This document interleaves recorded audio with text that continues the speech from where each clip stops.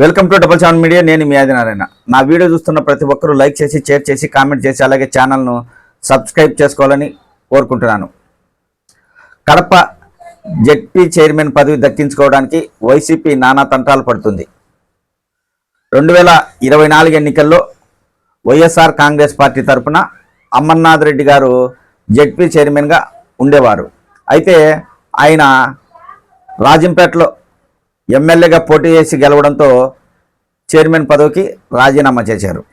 అప్పటి నుంచి ZP చైర్మన్ను ఎన్నుకోలేదు.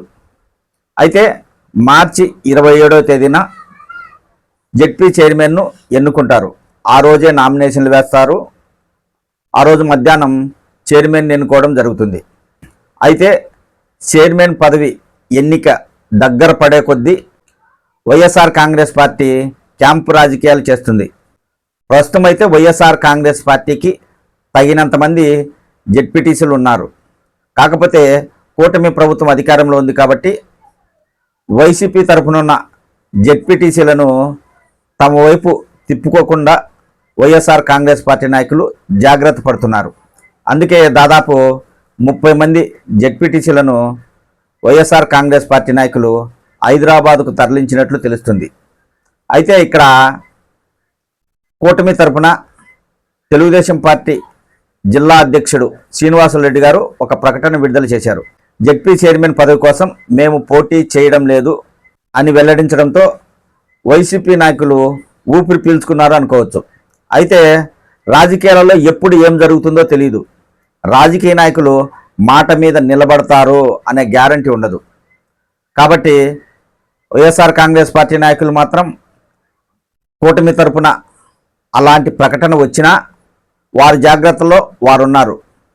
YCP జెడ్పీటీసీలు తెలుగుదేశం పార్టీ నాయకులతో సంప్రదింపులు జరపకుండా చాలా జాగ్రత్తగా వైఎస్ఆర్ కాంగ్రెస్ పార్టీ నాయకులు వ్యవహరిస్తున్నారు. ఈరోజు వైసీపీ అధినేత జగన్మోహన్ రెడ్డి గారు కూడా వైసీపీ జెడ్పీటీసీలతో మాట్లాడే అవకాశం ఉంది. ఎన్నికల గురించి, ఎన్నికల్లో వ్యూహాలు ఎలా ఉండాలి, దిశానిర్దేశం, పలు సూచనలు జగన్మోహన్ రెడ్డి ఇచ్చే అవకాశం ఉంది. అయితే ఇక్కడ గమనించాల్సింది ఏంటంటే కూటమి తరపున తెలుగుదేశం పార్టీ జిల్లా అధ్యక్షుడు శ్రీనివాసులు రెడ్డి గారు మేము జెడ్పీ చైర్మన్ పదవి కోసం పోటీ చేయడం లేదు అని వెల్లడించారు.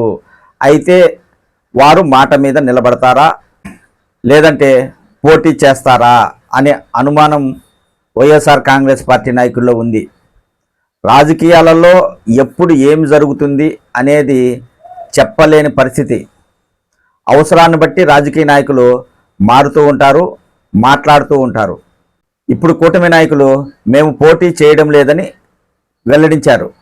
ఆ మాటల వలన వైఎస్ఆర్ కాంగ్రెస్ పార్టీ నాయకులు సరే ఇక వాళ్ళు పోటీ చేయలేదు కదా, ఇక మన వాళ్ళు ఎక్కడుంటే ఏముంది, మన దగ్గరే ఉంటారు కదా అని కొంచెం ఏమాత్రం అజాగ్రత్తగా వ్యవహరించిన తర్వాత తెలుగుదేశం పార్టీ నాయకులు వైఎస్ఆర్ కాంగ్రెస్ పార్టీ జెడ్పీటీసీలను తమ వైపు తిప్పుకునే అవకాశం ఉంటుంది. రాజకీయ వ్యూహాల్లో భాగంగా ఒకవేళ తెలుగుదేశం పార్టీ జిల్లా అధ్యక్షుడు శ్రీనివాసులు రెడ్డి గారు ఆ వ్యాఖ్యలు చేసి ఉండొచ్చు అని కూడా వైఎస్ఆర్ కాంగ్రెస్ పార్టీ నాయకులు భావిస్తున్నారు. ఏదైనా ఇప్పుడు జగన్మోహన్ రెడ్డి అడ్డాలో తెలుగుదేశం పార్టీ పాగా వేస్తుందా అనే చర్చ అయితే సాగుతుంది. కడప జిల్లా అంటేనే దివంగత నేత వైఎస్ రాజశేఖర రెడ్డి కుటుంబానికి కంచుకోట. అలాంటిది కడప నగరంలోనే జెడ్పీ చైర్మన్ పదవి దక్కించుకోకపోతే వారి పరిస్థితి ఎలా ఉంటుందో ఒక్కసారి మనము అర్థం చేసుకోవచ్చు.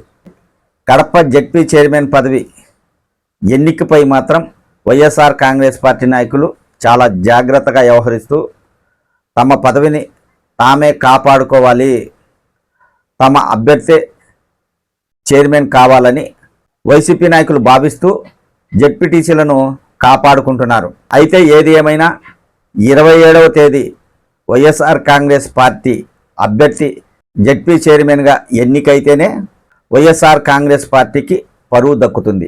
కాబట్టి వైసీపీ నాయకులు చాలా జాగ్రత్తగా వ్యవహరిస్తున్నారు.